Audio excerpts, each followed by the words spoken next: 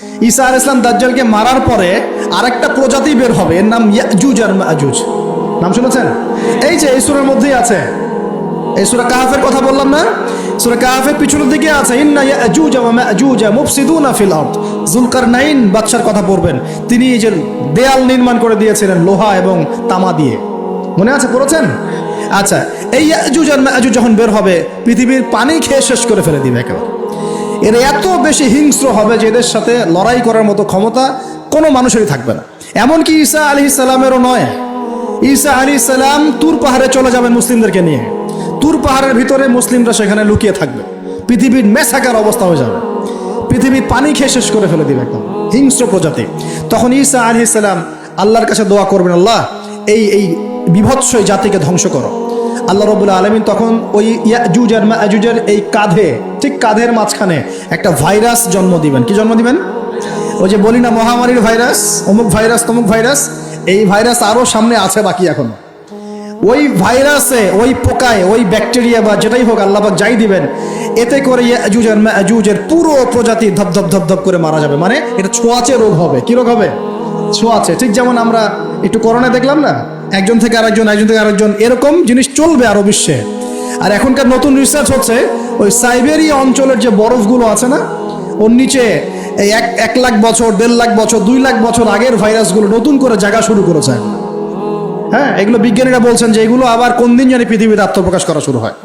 সবকিছুই ঘটবে। বিশ্বটার খুব রহস্য আছে, বিশ্বটার অনেক রহস্য আছে।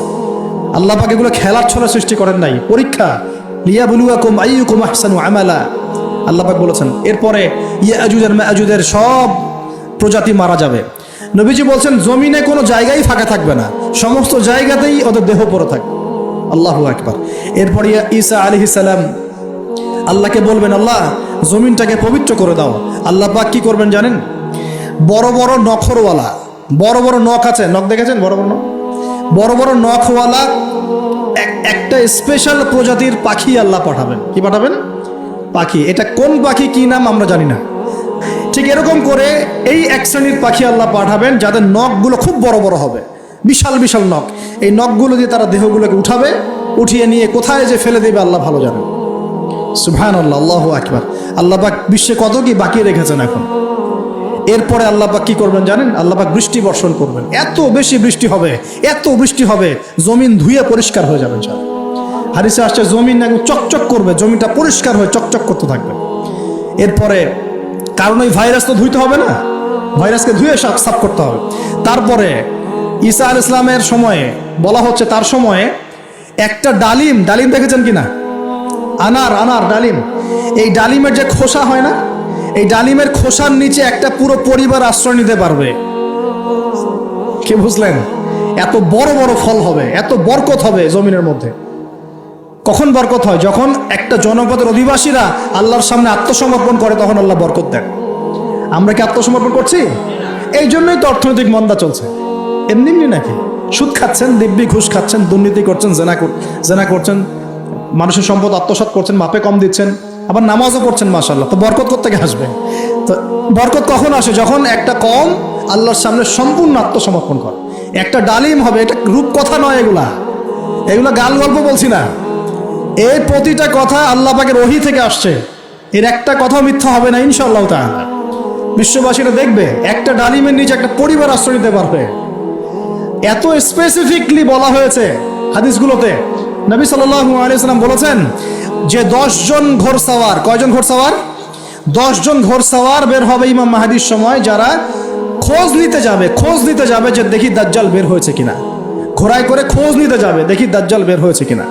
ওই 10, নবীজি বলছেন আমি ওই 10 জনের নামও জানি, ওদের বাবার নামও জানি। সুবহানাল্লাহ, এত স্পেসিফিক জ্ঞান দেওয়া হয়েছে আল্লাহর পক্ষ থেকে নবী সাল্লাল্লাহু আলাইহি ওয়াসাল্লামকে। তার হাদিস থেকে বলছি যে ডালিমের নিচে পরিবার আশ্রয় নিতে পারবে। তো অনেকে হয়তো হাসবে, কি বলে একটু উল্টা পাল্টা কথা, তাই না? নাস্তিকরা মনে করতে পারে যে হাসবে, আরে হাহারি এক দিয়ে রেখে দেবে। এখন মানুষ ফেসবুকের মতো চিন্তা করে, ফেসবুকের মতো হাসে, ফেসবুকের মতো কাঁদে। মানুষ এখন রোবটিক হয়ে গেছে। ঠিক আছে, আচ্ছা। তো এরপর কি?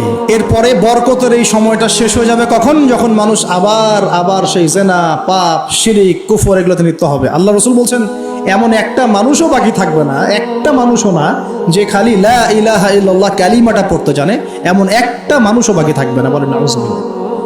ওরা হবে এই পৃথিবীর সবচেয়ে নিকৃষ্ট মানুষ, ওদের চেয়ে নিকৃষ্ট কোনো মানুষ এই পৃথিবীতে হবে না। এখনো কি এরকম সময় আসছে? আসে নাই। এখন কি লা ইলাহা ইল্লাল্লাহ আছে না? আছে, হ্যাঁ, হয়তো তার পূর্ণাঙ্গ প্রয়োগটা নাই, কিন্তু কালিমা তো আছে কি না?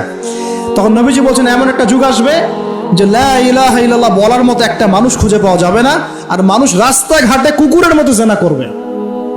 রাস্তাঘাটে কুকুর যেমন সঙ্গম করে না রাস্তাঘাটে, ওই রকম করে মানুষ রাস্তাঘাটে জেনা করবে। ওই সময়ে আল্লাহ রাব্বুল আলামিন পশ্চিম দিক থেকে সূর্য উঠাবেন। কোন দিক থেকে? সূর্য সত্যি সত্যি পশ্চিম দিকে উঠবে। পৃথিবী একদিকে ঘুরছে না এখন, কে জানে আল্লাহ পাক পৃথিবীর ঘূর্ণন থামিয়ে উল্টা দিকে ঘোরাতে পারেন না? অবশ্যই পারেন। আল্লাহ পাকের জন্য এটা খালি বলা, কুন ফায়াকুন, হও হয়ে যাও, ব্যাস ব্যাস।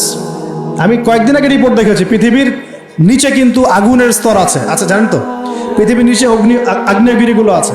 পৃথিবীর ভিতরেও একটা ঘূর্ণন হয়, সেই ঘূর্ণনের দিক পরিবর্তন হচ্ছে দিন দিন, এমনটা রিপোর্ট এসেছে। দেখেন, আপনি ইন্টারনেট ঘাটাঘাটি করেন, দেখেন। আর অনেকে রিপোর্ট করছে যে পৃথিবী আগে যে গতিতে ঘুরতো, এখন পৃথিবীর ঘূর্ণন গতি একটু বেড়ে গেছে। দেখেন রিপোর্ট, দেখেন। ঘূর্ণন গতি বেড়ে যাওয়ার মানে হচ্ছে টাইম দ্রুত পাস করবে। আর শেষ জামানার হাদিস এটাও আছে যে সময় দ্রুত পাস করবে, আছে না? এটা হাদিস আসছে। তো প্রিয় ভাইরা, এই সময়ে মানুষ খারাপ হওয়া শুরু করার পরে এমন খারাপ হবে আল্লাহর নাম নেওয়ার মতো কোনো মানুষ থাকবে না, আল্লাহ আল্লাহ বলার মতো কোনো মানুষ থাকবে না। তখন পশ্চিম দিক থেকে সূর্য উঠবে।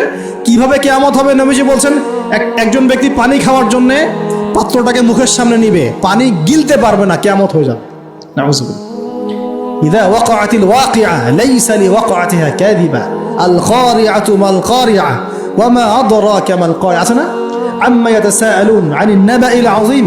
কত সূরা আছে কিয়ামত সংক্রান্ত, পড়ে দেখেন। ইযা যুলজিলাতিল আরদু জিলজালাহা ওয়া আখরাজাতিল আরদু আথকালাহা ইযা শামসু কুওয়িরাত ওয়া ইযা নুজুমু কাদারাত। এই সূরাগুলো পড়ে দেখেন। আম্মা পাড়ার শেষ পাড়াটা, যেটা 30তম পাড়া, এর সূরাগুলো পড়ে দেখেন, কিয়ামত চোখে দেখতে পারবেন ইনশাআল্লাহ। সিংহায় ফুঁক দেওয়া হবে। আল্লাহ পাকের ফেরেশতার এত ক্ষমতা আল্লাহ দিয়েছেন, একটা ফুয়ে পুরো মহাবিশ্ব ধ্বংস হয়ে যাবে ইনশাআল্লাহ। চারটাখানি কথা নাকি? দ্বিতীয় ফুৎকারে আবার সবাইকে জীবিত করা হবে। এবং এই যে দুনিয়ার জীবনটা আমরা কাটাচ্ছি, এই 30, 40, 50, 60, 100 বছরের জীবন, এই জীবনের এক একটা হিসেব আল্লাহর সামনে দাঁড়িয়ে সেদিন দেওয়া লাগবে। অতএব এই দুনিয়ার জীবনটাতে প্রস্তুতি গ্রহণ করি, 5 ওয়াক্ত নামাজ পড়ি, যাকাত দেই, কালিমা বোঝার চেষ্টা করি, আল্লাহ তাওহীদ শিখি, জানি, বুঝি, নবীর সুন্নত অনুযায়ী আমল করি, হালাল খাই, পরিবার গড়ি, মানুষকে সৎ কাজের দাওয়াত দেই, অসৎ কাজে নিষেধ করি, ইসলামকে আল্লাহর জমিনে প্রতিষ্ঠা করার চেষ্টা করি। আল্লাহ পাক যা দিয়েছেন, জানমাল, সময়, শ্রম, আল্লাহ পাক যা দিয়েছেন, ক্ষমতা, প্রতিপত্তি, সম্পদ, এগুলোকে আল্লাহর দ্বীনের জন্য ব্যয় করি। ইনশাআল্লাহ দুনিয়া সফল হব, পরকালে সফল হব ইনশাআল্লাহ আযজা ওয়া জাল্লা।